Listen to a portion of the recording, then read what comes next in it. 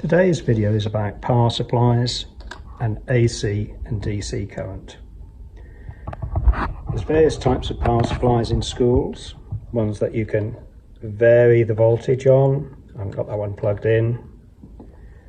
Ones that will go in steps, that's on 2 volts at the moment. You can change it to 3 volts, you can change it to 7 volts, down to 0.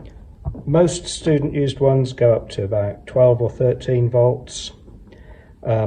We can use ones up to 30 volts as low tension supplies or low voltage supplies. There's also these ones. These have a transformer that gives about 2 volts, and you can see on all of these power supplies there are yellow terminals, which are AC, and red and black terminals that are DC. So DC, we have a plus whatever voltage it's set to and a 0 volts. And the AC, the current will go backwards and forwards, so the voltage will go plus and minus volts 50 times a second. The Westminster supply also has these yellow and black. Battery packs, batteries are just DC, so they only have the red and black.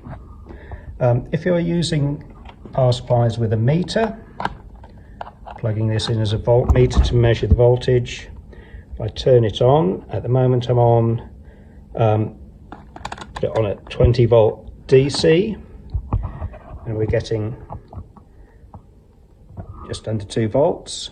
If I change that to the AC, I'm not getting a voltage reading.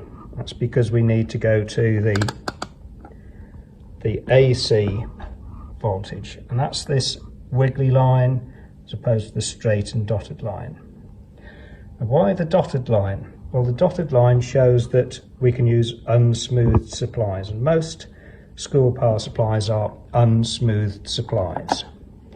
Got an oscilloscope, and that will actually show us what we mean by this. Plug this in and show you the AC voltage. So it's just measuring voltage up and down and against time across. We can set different voltages on here. We can move the line, let's have it in the middle on 0 volts. We can move the line sideways to get it in the right place. And we can alter the time base, so we can slow it down, see slower waves. I want it on about that one to show mains 50 Hertz. So if I turn on, you can see we get a nice sine wave going above and below the 0 line at 50 Hertz. I'm going to change, let's just plug it into the batteries to show you the difference. So completely DC, go on 1 volt. It takes a while to settle down, but the line is a straight line, but it's lower than the 0. Right, so we had it on AC on the power supply. Let's change it to the DC terminals. Now we seem to still be getting a sine wave, but it's actually all below the 0 point. I have to unplug both of them to get it to a straight line, plug both of them in, and you can see it's all below the 0 mark. That's because it's an unsmoothed supply. We can smooth it. It's a bit like adding a shock absorber to a vehicle by using a capacitor. If I plug that across the power supply, it acts like a shock absorber and smooths it to a DC voltage. And it's just acting like a buffer or shock absorber to smooth out the up and down of the voltage. Let's try and get it back into that DC signal. Unsmoothed DC, so it looks like that. Now, the Westminster supplies are odd in that you can switch out the separate diodes. If you see on here, these are diodes. So you can use a black and a yellow terminal to get what's called half wave. Sorry, it's a red and a yellow terminal. That should have been red and a yellow terminal to get a half wave rectified. And you can see this has got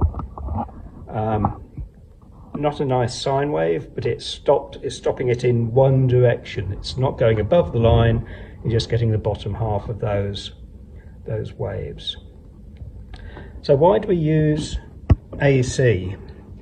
Well, things like transformers, when you're doing the transformer demo, it will only work on AC. So things like the National Grid demonstration, and transformers use AC. Virtually everything else you can use DC. Things like lamps actually run a little bit better on AC. You will get slightly higher voltage on AC, and they will run slightly brighter and slightly cooler as well.